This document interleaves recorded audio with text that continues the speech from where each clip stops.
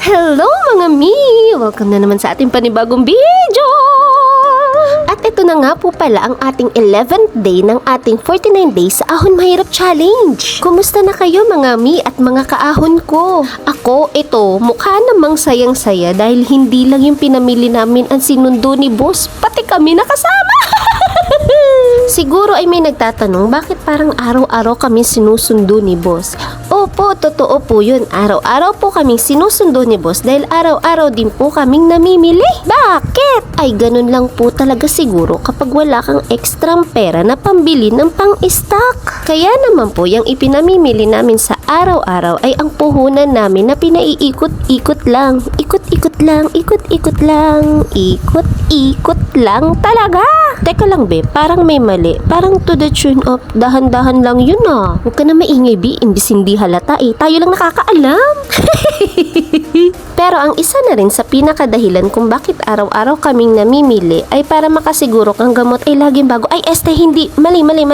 Para makasiguro kami na yung gulay, karne at isda ay laging bago.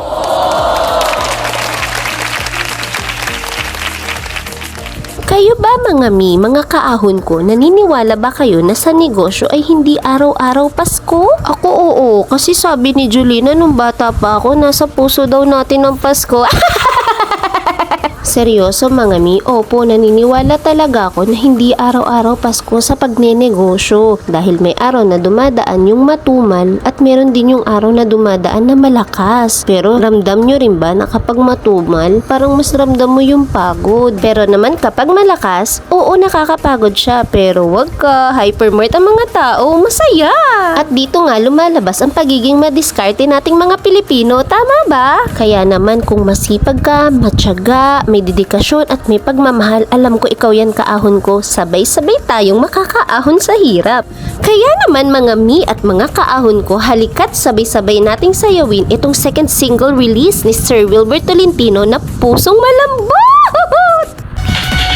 Yung may pusong malambot, siya pang charot, huwag niyong hinaharot. Uy! Yung may pusong malambot, pag tumigas ang bot, ikaw na ang lagot. Yung may pusong malambot, siya pang charot, huwag niyong hinaharot.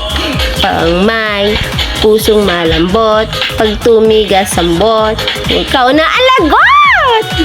You know? So, paano ba yun mga mi, mga kaahon ko? Kita-kits na lang tayo sa next video ko. At sinasabi ko nga naman sa inyo, don't forget to follow, like, share, and subscribe! See you na! Bye-bye! Ayan na, nagagalit na talaga yung kapatid ko. Paulit-ulit ako. Tapos siya bilad sa init! Thanks for watching!